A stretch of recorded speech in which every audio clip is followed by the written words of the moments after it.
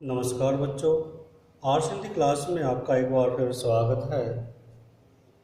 इस वीडियो के माध्यम से हम हरिवंश राय बच्चन द्वारा रचित कविता आत्म परिचय एवं एक गीत के अभ्यास संबंधी प्रश्न उत्तर समझेंगे। प्रश्नों के उत्तर समझाने से पहले मैं आपको बताना चाहूँगा कि इससे पहले जो वीडियो आई थी उसमें हमने इन दोनों कविताओं की सह प्रसंग व्याख्या समझी है। आशा है वो आपको समझ में आ गई होगी। और अब उन्हीं कविताओं का जो सारांश है, जो सार है, उन पर ये अभ्यास संबंधी प्रश्न हैं, ये निर्भर हैं, जिनको आज हम समझेंगे। और आशा है ये आपके मार्गदर्शन में अत्यधिक महत्वपूर्ण भूमिका निभाएंगे। हमारा पहला प्रश्न है, कविता एक ओर जग जीवन का भार लिए घूमने की बात कर रही है और दूसरी ओर मैं कभी न जग का ध्यान किया करता हूँ। विपरीत से लगते इन कथनों का आशय स्पष्ट कीजिए, या क्या आशय है। तो यहाँ दो बातें आई हैं, एक तो जग जीवन का भार और दूसरे कभी न जग का ध्यान किया करता हूँ।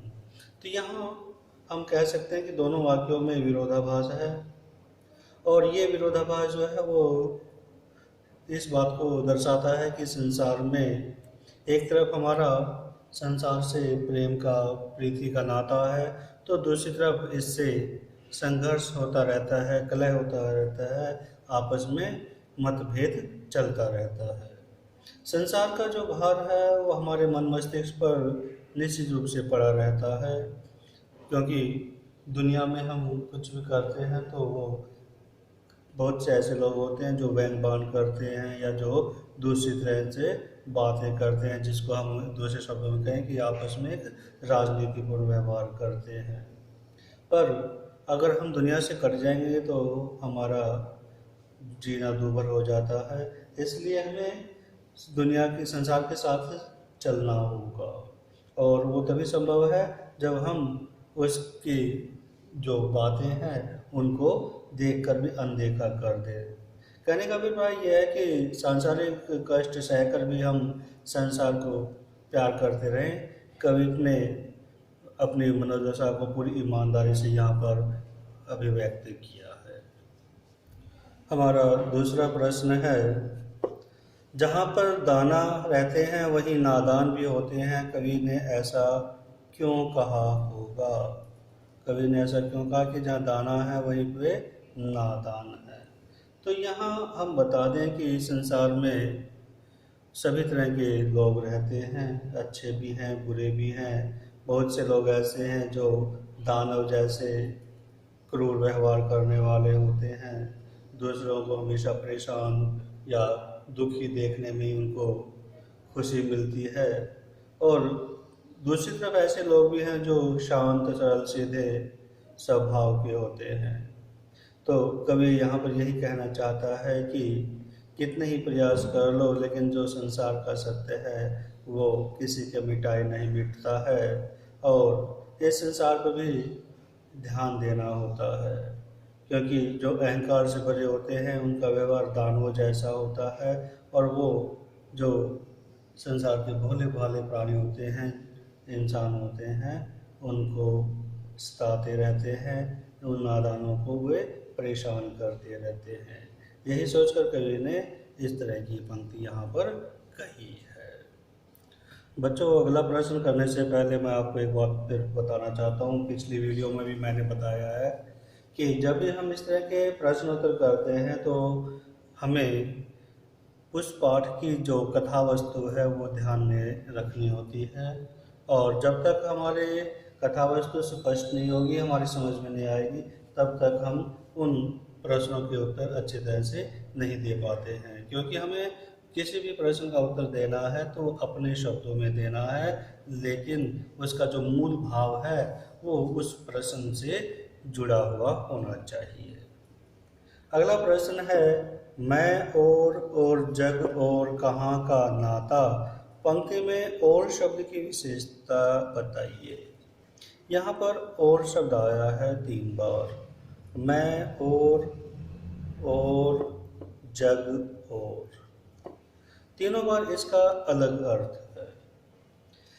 अब पहला जो मैं है, इसमें कवि ने अपना स्वभाव बताया है कि मेरा स्वभाव और है, अलग तरह का है, और इस दुनिया की जो सोच है, दुनिया का जो व्यवहार है, इस संसार का जो व्यवहार है, वो दूसरी तरह का है, वो बिल्कुल ही अलग है।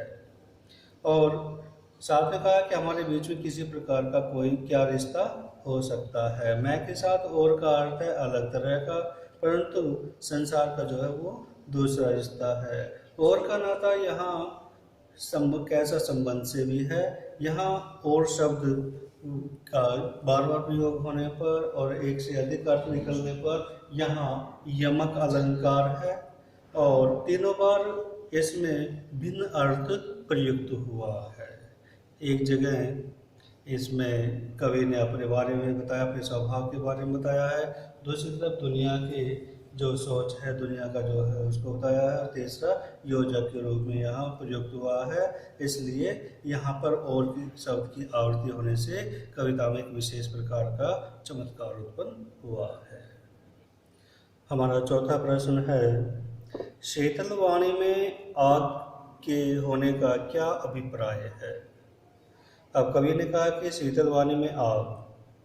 अब शीतल वाणी में आग से यहाँ पर क्या अभिप्राय है, तो यहाँ पर कवि ने बताया है कि हमारा जो स्वभाव है वो बहुत ही शांत है, और उस शांत स्वभाव के अंदर भी हमारे कई तरह की उथल पुथल, वैचारिक उथल पुथल, विचारों की उथल पुथल, भावों की उथल पुथल चलती रहती है, जो एक आग की तरह है। तो यहाँ पर कवि का कहने का मतलब यह है कि हम अपनी जो शांत वाणी से कुछ कहते हैं वो भी एक प्रभावकारी असर छोड़ती है, उसमें शक्ति, क्षमता और क्रांति की भावना होती है।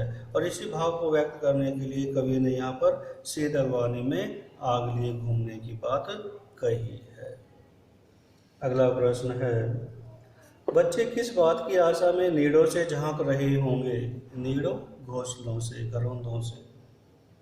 अब सुबह चिड़िया अपने बच्चों को घोंसलों में छोड़कर उनके लिए खाने पीने की सामग्री लेने के लिए उड़ जाते हैं, और पीछे बच्चे भूख से प्यास से कुलमुलाते रहते हैं, और उनको ये आशा रहती है कि उनके माता पिता जब वापस आएंगे तो उनके लिए खाने पीने के लिए कुछ लाएंगे, जिससे वो अपनी भूख प्यास मिटा सकें। और इसी आशा में वो पेड़ों से झांकते रहते हैं। ठीक वैसे ही जब घर का कोई बड़ा बाहर बाजार में कुछ खरीदने के लिए जाता है, मार्केट में जाता है, तो बच्चों को यही प्रत्याशा रहती है, यही उम्मीद रहती है कि उनके लिए खाने पीने की कोई चीज़ बाजार से आएगी, और वो तुरंत जैसे आते हैं घर पे झपट्टा मारते हैं, या इंतजार में रहते हैं, वहाँ तो रहते हैं, बेचैन रहते हैं कि कब हमें दिखाया जाए कि हमारे लिए क्या कुछ चीज़ लाई गई है। ऐसा ही यहाँ पर चिड़िया के बच्चों के माध्यम से कवि ने दिखाने की कोशिश की है।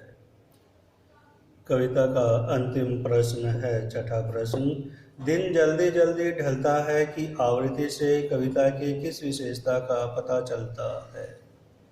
यहाँ दिन जल्दी जल्दी ढलता है पंक्ति को बार बार कवि ने उकेरा है, और ऐसा करने के पीछे कवि ने एक संदेश देना चाहा है हमें कि समय कभी किसी की प्रतीक्षा नहीं करता है, इंतज़ार नहीं करता है, वो अबाध गति से निरंतर बहता रहता है, और जो समय एक बार बीत जाता है उसको कभी भी किसी भी कीमत पर लौटाया नहीं जा सकता है। यहाँ कवि ने समय के महत्ता को समझाने की कोशिश की है, इसीलिए यहाँ पर दिन जल्दी जल्दी ढलता है पंक्ति की आवृत्ति की है।